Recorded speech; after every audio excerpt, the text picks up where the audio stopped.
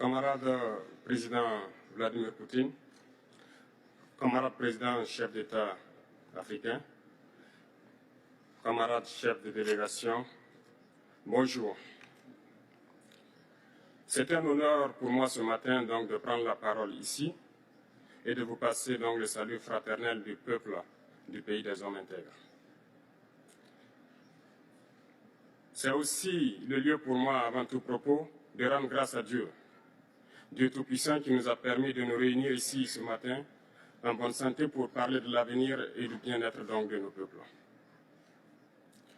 Je m'en vais m'excuser auprès des anciens que je pourrais vexer dans mes propos à venir. Africanité oblige, les droits d'aînesse, je me dois de m'excuser. Camarades, j'ai quelques questions donc de ma génération, mille et une questions qu'on se pose. Mais nous n'avons pas de réponse. Et il se trouve qu'ici, nous pouvons laver donc notre linge sale parce qu'on se sent en famille.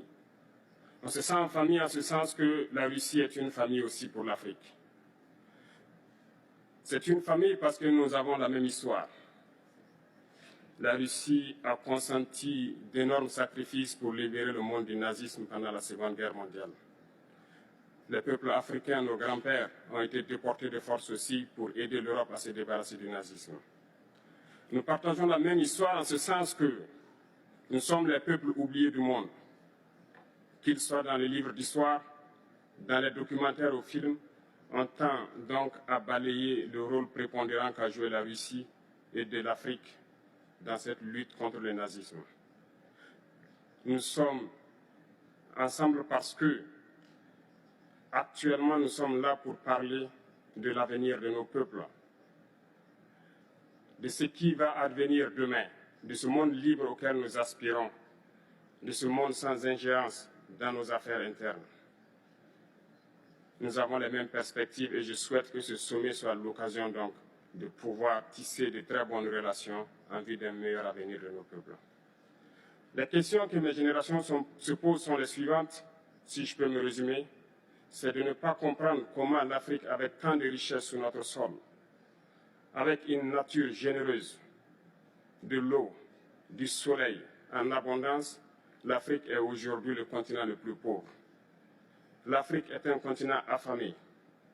Et comment se fait-il que les chefs d'État traversent donc le monde à mendier?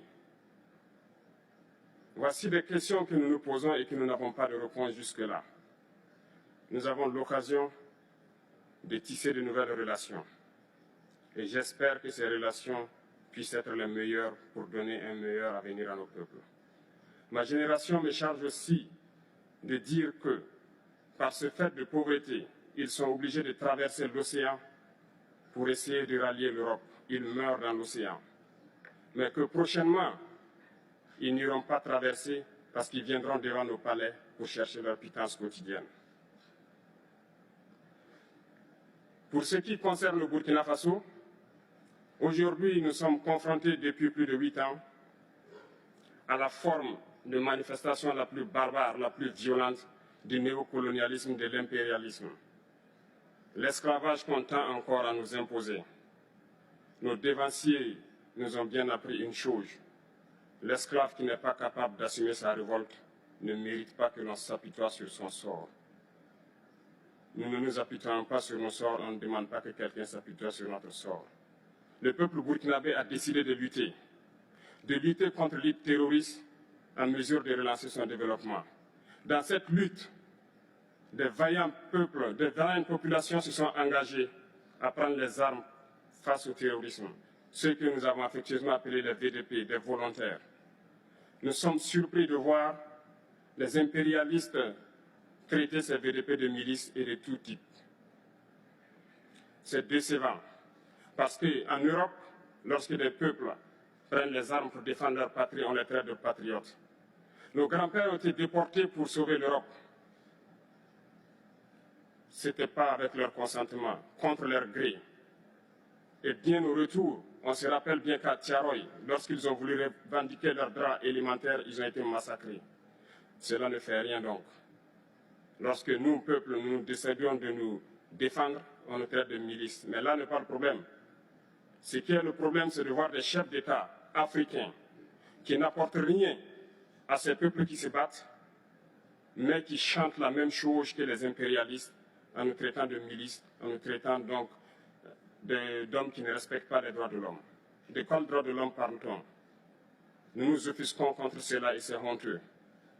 Il faut que nous, chefs d'État africains, nous arrêtons de nous comporter donc en marionnettes qui dansent à chaque fois que les impérialistes tirent sur les ficelles. Hier, le président Vladimir Poutine a annoncé donc l'envoi des céréales en Afrique. Nous sommes bien contents. Nous lui disons merci pour cela. Mais aussi, c'est un message passé à nous, chefs d'État africains, parce qu'au prochain forum, nous ne devrons pas venir ici sans avoir assuré, pour ceux qui ne connaissent pas la guerre, l'autosuffisance alimentaire de nos peuples.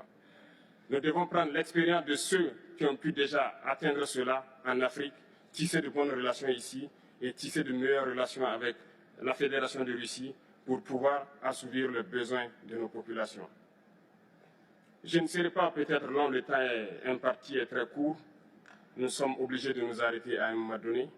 Mais je voudrais terminer en disant que nous devons donc rendre hommage à nos peuples qui se battent. Gloire à nos peuples, dignité à nos peuples, victoire à nos peuples. La patrie ou la mort, nous vaincrons. Merci, camarades.